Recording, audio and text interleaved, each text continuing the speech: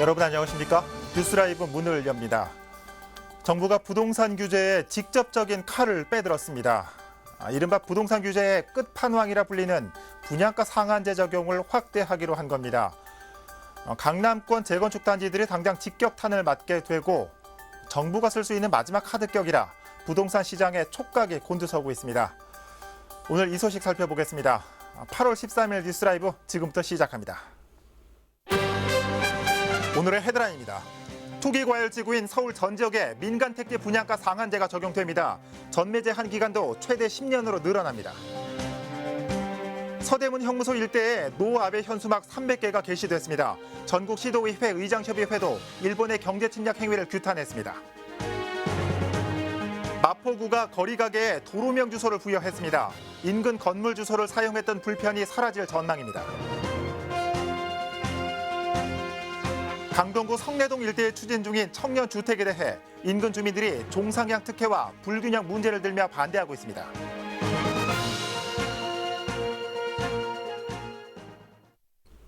일본의 경제 침략을 두고 시민들의 자발적인 불매 운동이 이어지고 있는 가운데 서대문 형무소 일대에는 아베 총리를 규탄하는 내용의 현수막이 게시됐습니다.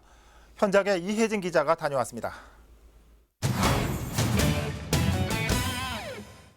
일제강점기의 아픈 역사를 안고 있는 서대문 형무소 앞이 아베 규탄 현수막으로 물들었습니다.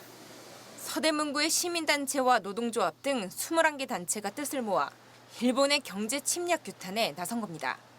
일본을 부정하는 것이 아니라 아베 정부의 경제보복 조치를 중단할 것을 요구하며 노 재팬이 아닌 노 아베란 문구를 선택했습니다. 8월 2일에 화이트리스트가 발표가 됐잖아요. 그러면서 더 커진 분노를 특히 이제 서대문에 좀 역사적 책임감을 가지고 적극해야 되겠다. 그래서 이 거리를 주민들의 목소리를 직접 손글씨로 담아서 현수막을 걸자고 제안을 했습니다. 아베 규탄 현수막은 독립문에서 서대문 형무소로 이어지는 1.5km 구간에 일제히 걸렸습니다. 그 개수만 300여 개. 현수막 하단엔 시민들이 자필로 남긴 일본 정부 규탄 발언도 담겼습니다. 지난달 중구가 노재팬 깃발을 내걸다 시민들의 항의로 중단됐지만 이번엔 시민들이 자발적으로 참여한 만큼 호응이 좋습니다. 실제로 현수막을 달기까지 지역 시민단체들은 주민 천여 명의 동의를 받았습니다. 뭐 쓰지 말아야 돼. 뭐 상대는 하지 말고. 응? 우리나라는 굳세게 나가야지. 지지 말아야지. 하지만 해당 현수막을 두고 논란은 남아있습니다.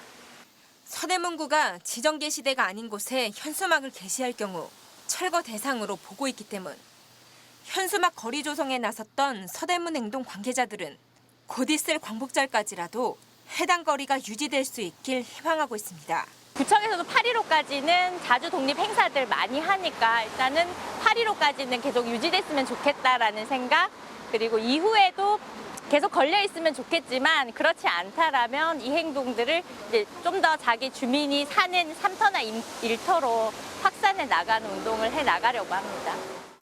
시민들이 자발적으로 아베 규탄 거리를 조성한 것은 서울에서 이번이 처음. 일본의 경제 침략을 비판하는 시민들의 목소리는 열기를 더해가고 있습니다. 딜라이브 서울경기 케이블TV 이혜진입니다.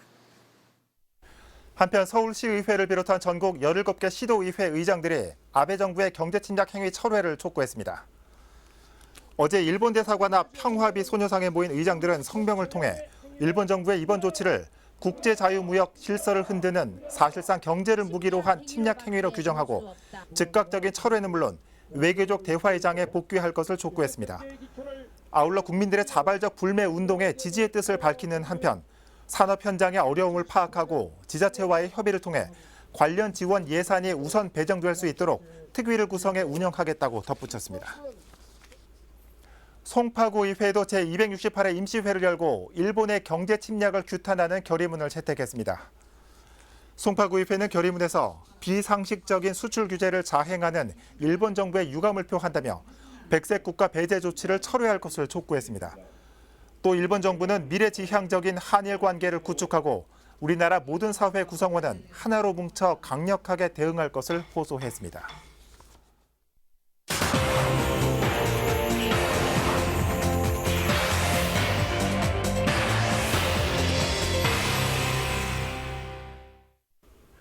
어제부터 가장 뜨거운 검색어는 바로 분양가 상한제입니다.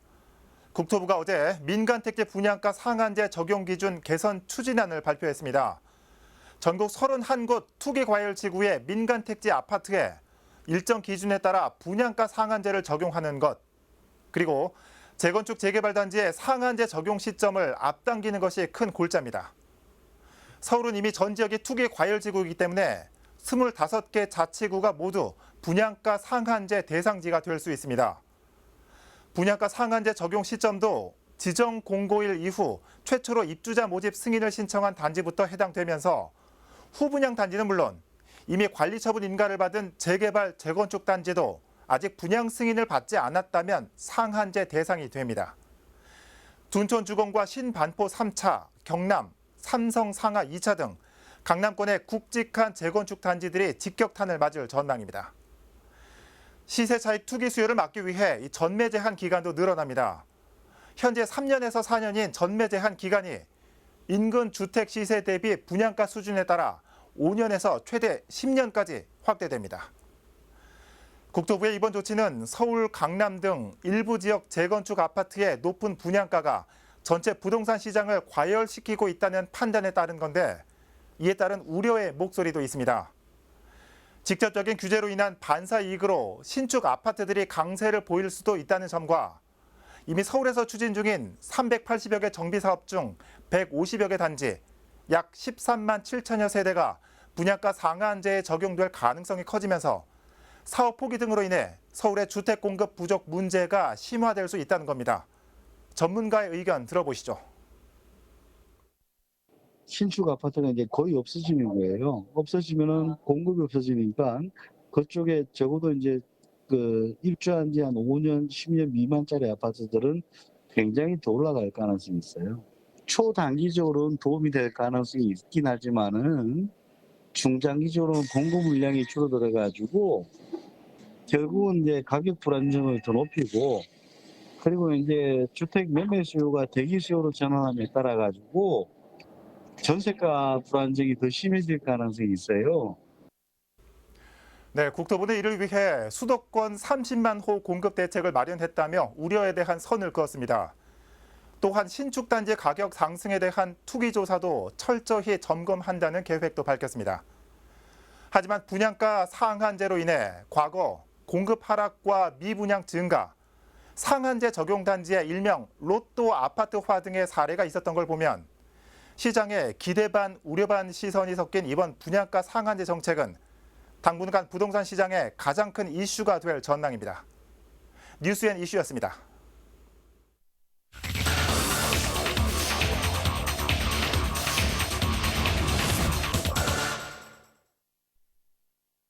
강동구 성내동에선 지난해부터 청년 임대주택 사업이 진행되고 있습니다.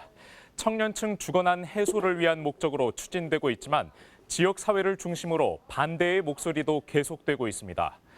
강동구 성내동 청년 임대주택 사업을 둘러싼 논란과 속사정을 집중 취재 와디슈에서 살펴봅니다.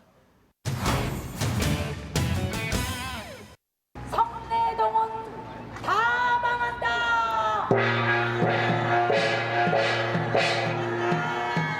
뙤약볕 아래에 선 주민들이 피켓을 들고 목청을 높입니다.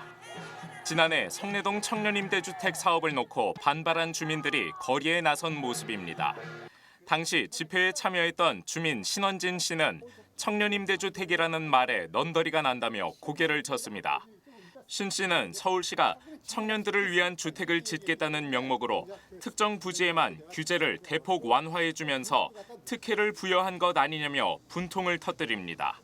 이게 옛날에는 삼종 일반 주거 지역이었는데 지금 뭐 저 승인이 나면서 상업지역으로 얘기해서 용적률이 680% 이렇게 올라간다고 알고 있어요. 이 사업 때문에 여기 사업지역으로 용적률이 680% 이렇게 올라가고 우리는 그대로 용적률 일반 삼종 주거 지역이기 때문에 250% 이게 지금 너무 현재 성내동에서 추진되고 있는 청년임대주택은 5,800제곱미터 크기 부지에 지하 7층, 지상 32층 규모의 주상복합 건물을 세우는 것을 목표로 사업이 진행되고 있습니다. 이를 위해 용적률 300% 이하로만 건축이 가능했던 기존의 토지 용도를 700%대로 올리는 종상향이 이뤄졌습니다. 총 900세대의 입주를 계획하고 있는 가운데 이들 물량 전체가 임대주택으로 배정된 것도 주민 반발을 자극하는 부분입니다. 청년 임대주택 근처에서 살고 있는 주민들 대부분이 임대업으로 생활하고 있는 데다 특히 고령의 노인들이 임대 수입에 생계를 의존하고 있어 생활 기반이 무너질 수 있다는 우려도 사업 반대 여론에 한몫하고 있습니다. 평생 모은 재산이 그건데 그걸로 근근히 생활하고 있는 상황이고요. 실적입니다, 지금. 이제 나이 먹으셔도 수입이 있습니까? 또 노력할 일이 있습니까? 없잖아요. 거기서 근근히 이제 수익 갖고 사는데 요즘 그것도 좀 어려워갖고 잘 안 나가니까 어려운 상황이죠. 안전 문제도 주민들의 불안을 자극하는 부분입니다. 주민들이 살고 있는 집 바로 옆에서 공사가 진행될 예정인데다 지하 7층까지 파내는 굴착 공사의 경우 소음과 진동 문제가 발생할 수도 있기 때문입니다. 3m 떼갖고 어떻게 집에 가만히 있어요. 30년 이상 된 집들이 다 여기. 그 사람들 보고 그냥 나가라는 얘기뿐이 더 돼요, 이게. 이 지하는 저는 도저히 이해가 안 돼요. 주민들의 거센 반발과 잇따른 특혜 의혹에 대해 서울시는 선을 긋습니다. 청년층 주거난 해소라는 본래 취지를 감안해 규제 완화의 관점에서 바라봐야 한다는 겁니다. 청년 임대주택이 들어설 성내동 일대가 층수 제한이 없이 건축이 가능한 3종 일반 주거 지역으로 지정돼 있는 데다 500제곱미터의 부지만 확보하면 누구나 서울시의 청년주택 사업에 참여할 수 있는 만큼 특혜가 아니라는 점을 강조합니다. 500제곱미터는 해도 돼요. 누구나 이 여건에 맞으면 누구나 할 수 있다고 해놓은 거예요. 이 부지만 해준 게 아니에요. 그렇게 하면 그걸 수사받고 감사받아야 되죠. 강동구 성내동은 대부분의 지역이 3종 일반 주거지역으로 분류돼 있습니다. 청년 임대주택 사업을 진행할 경우 종상향 등의 규제 완화가 이뤄지는데 성내동에서 진행될 청년 임대주택 사업이 바로 이러한 경우에 해당합니다.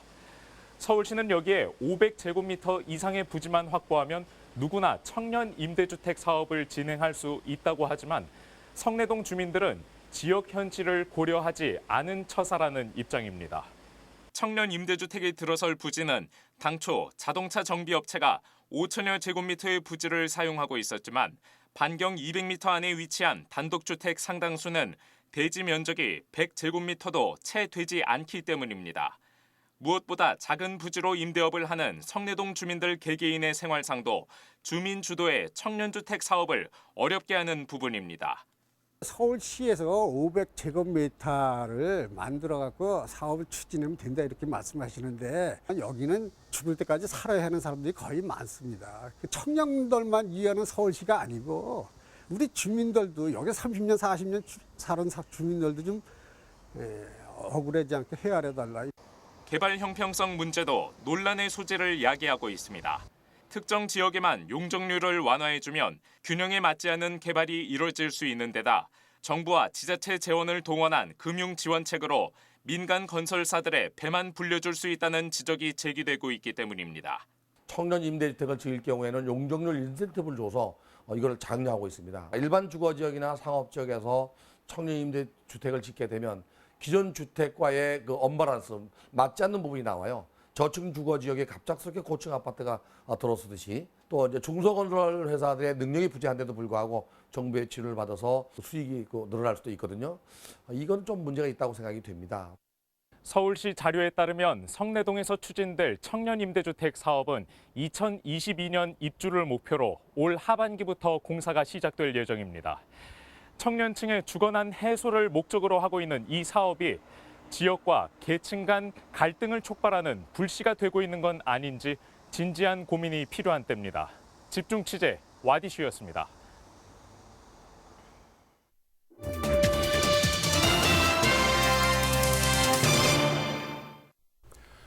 가로 판매대와 구두 수선대, 일명 거리 가게에는 주소가 없습니다. 주소가 없다 보니까 인근 건물의 주소를 같이 써왔는데요. 마포구가 이 같은 거리 가게에 도로명 주소를 부여했습니다.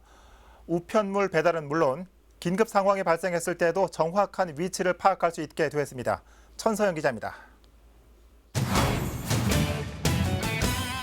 마포구 양화로엔 가로 판매됩니다. 구두 수선집이라고 쓰인 간판 옆으로 도로명 주소가 붙었습니다. 얼마 전까지만도 볼 수 없었던 풍경. 주소가 없어 인근 건물의 주소를 같이 써왔던 상황입니다. 불편한 집 많죠. 뭐 우편물 받을래도 남의 집 통하고 뭐 어디 앞, 주유소 앞, 구두 수선집 이렇게 해야 되는데 미안하지. 또 갖다 주고 그러니까 내가 맨날 우편물 온 거 있냐고 물어볼 수도 없잖아. 여기가 몇 번인지를 확실히 몰랐잖아요. 아, 예전에는? 네, 예전에는. 근데 지금은 자기네들이 아니까 아무 말 안 해도 알고 있잖아요. 아. 그러니까 편리하죠. 마포구가 가로 판매대와 구두 수선대 등 거리가게 60곳에 도로명 주소를 부여했습니다. 거리가게는 상품 판매 등을 목적으로 점용 허가를 받고 보도 위에 시설물을 설치해 운영하는 영업시설. 도로명 주소가 집원 주소를 토대로 만들어지다 보니 그간 거리가게는 부여되지 않았던 겁니다. 이런 탓에 거리가게는 인근 건물의 주소를 함께 사용해야만 했습니다. 우편물이나 택배는 물론이고 긴급 상황이 발생했을 때도 정확한 위치 파악이 어려웠습니다. 거리 가게는 이제 사실 집어냈기 때문에 도로명 주소가 없었어요. 그렇다 보니까 많은 불편이 있어가지고 우편물 수령에 따른 불편함이라든가 기타 이런 문제점이 있기에 마포구는 거리가게에 도로명 주소를 부여함으로써 우편물 배달과 위치 파악 등의 문제가 해소될 것으로 기대하고 있습니다. 또 새로 설치되거나 이동 허가를 받은 거리가게에 대해서도 도로명 주소를 갱신해 나갈 방침입니다. 새롭게 부여된 거리가게 도로명 주소는 국내 주요 포털과 내비게이션 업체 등에 제공되며 이달 중 온라인 검색도 가능해집니다. 딜라이브 서울 경기 케이블 TV 천선입니다. 재개발로 반토막이 난 장위 전통시장. 지난 5월 서울시의 도시재생 후보지로 선정돼 다시금 활성화될 희망이 싹떴습니다. 최근에는 도시재생을 위한 거점 공간인 장위마을을 열면서 최종 사업지 선정을 향한 첫걸음을 내디뎠습니다. 보도에 이승준 기자입니다.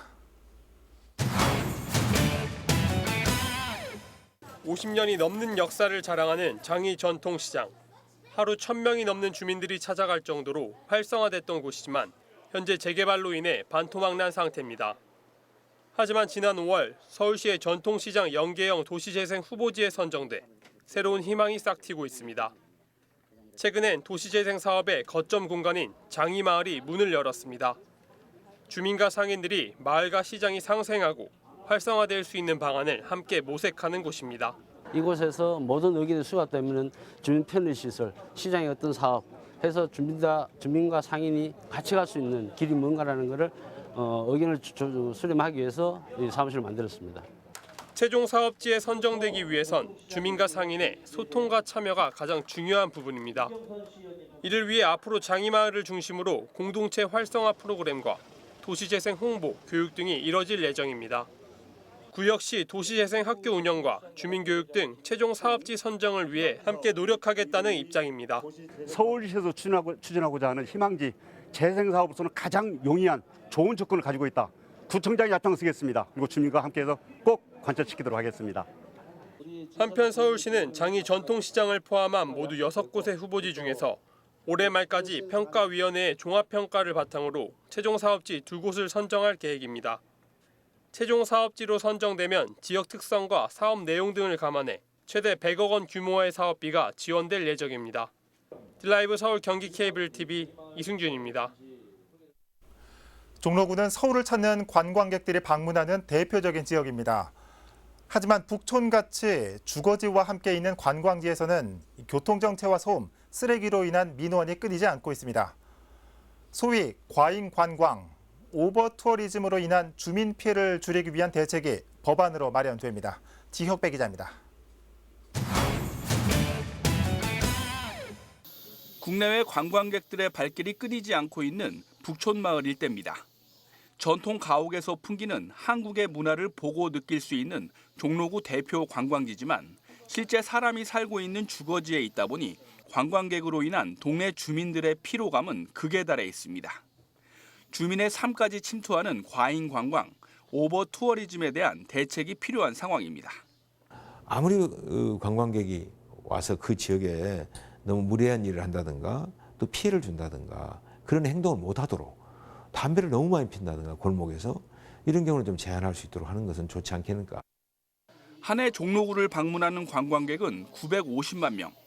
교통 정체나 소음, 쓰레기로 인해 민원이 끊이지 않고 있지만 현행법상 자치단체가 이를 제한할 수 있는 제도는 한계가 있습니다.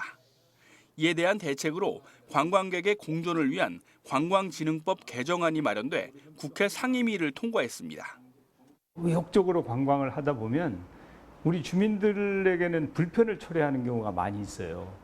이 오버 투어리즘의 폐해를 좀 어떻게 줄여볼까. 주민 정주권 보호를 위해 자치단체가 적극 나설 수 있도록 한다는 게 법안의 핵심.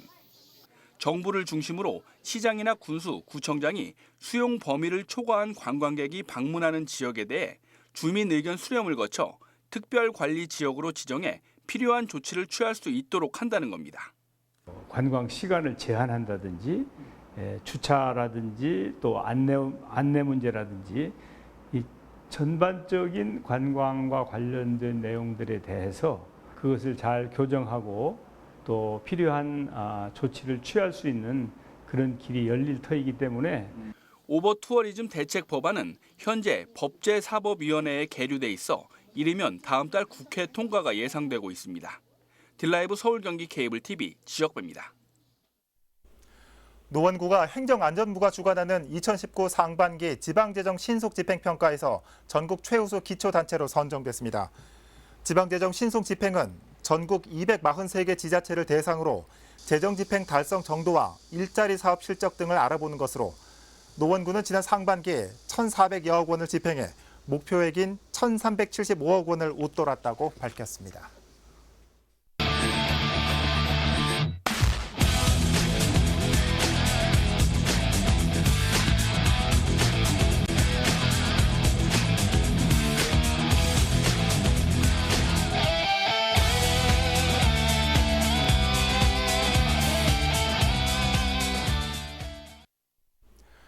오늘 아침 안전 안내 문자 받으셨죠? 서울 지역에 폭염경보가 내려진 상태입니다. 안전수칙 대부분 잘 지키시겠지만 주변의 노약자나 사각지대 노인분들 민관할 것 없이 한 번 더 돌아보셔야겠습니다. 뉴스라이브 마칩니다. 시청해주셔서 고맙습니다.